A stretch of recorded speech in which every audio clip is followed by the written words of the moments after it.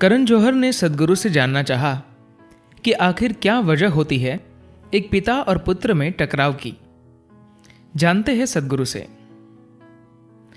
करण जौहर, जब भी हम परिवार की बात करते हैं तो मेरे मन में कुछ सवाल अक्सर उठते हैं जिनका उत्तर मैं आप जैसे इंसान से चाहता हूं।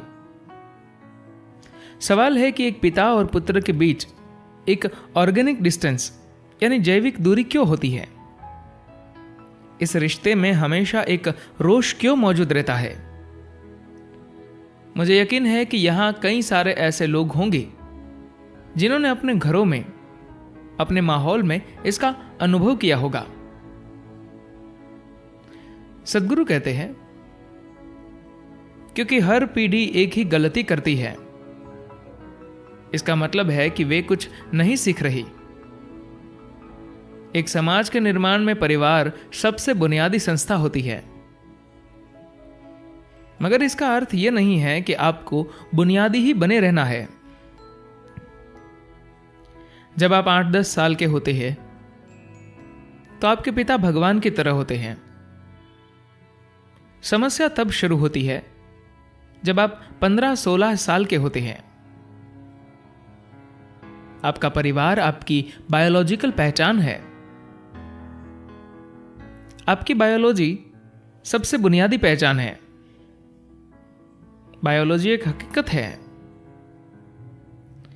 निश्चित रूप से आपको यह शरीर आपके माता पिता ने दिया, कम से कम एक निश्चित हद तक।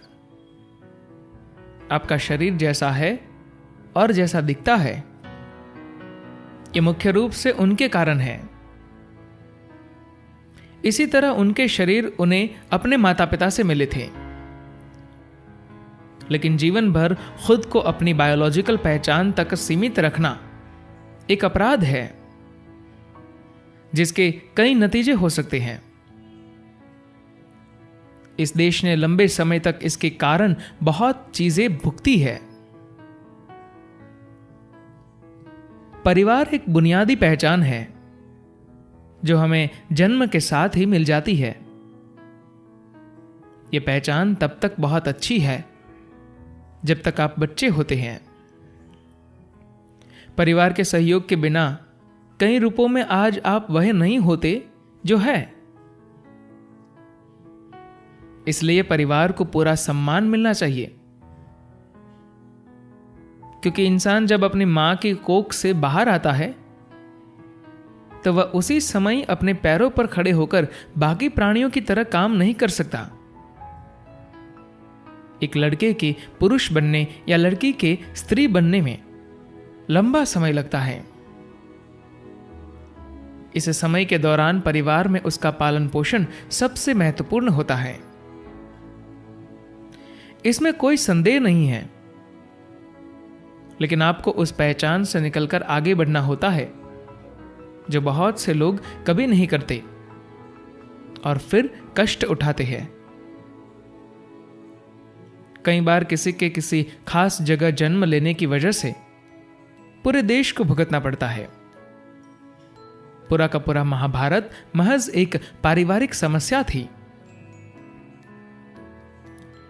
आपने कहा कि हर पिता और पुत्र के बीच किसी तरह का रोष होता है। क्या यह जरूरी है कि यह रोष पिता और पुत्र के बीच में ही हो? यह दरअसल पिता और पुत्र की बात नहीं है। यह बस एक ही घर में रहने वाले 2 पुरुषों की है। जब आप 8-10 साल के होते हैं तो आपके पिता भगवान की तरह होते हैं। समस्या तब शुरू होती है जब आप 15-16 साल के होते हैं।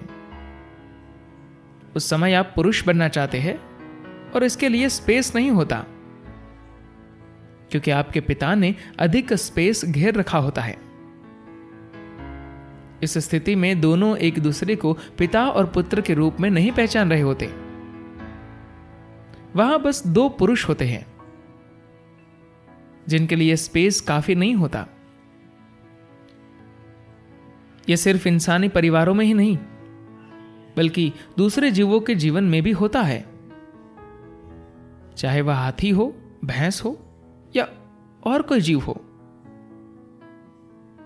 जब पिता और पुत्र में टकराव होता है तो दोनों में से एक वह जगह छोड़कर चला जाता है।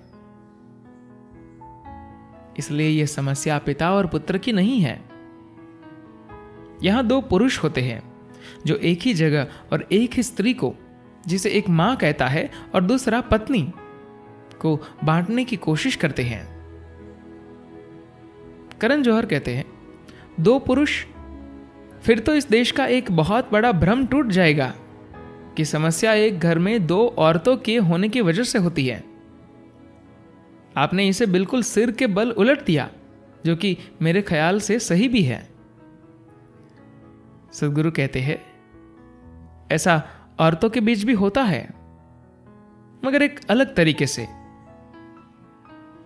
औरतें इसे एक स्त्रियोचित या स्त्री प्रकृति के तरीके से, ढके छिपे तरीके से करती हैं। मर्दों का तरीका थोड़ा आक्रामक और सिर टकराने वाला होता है। धन्यवाद।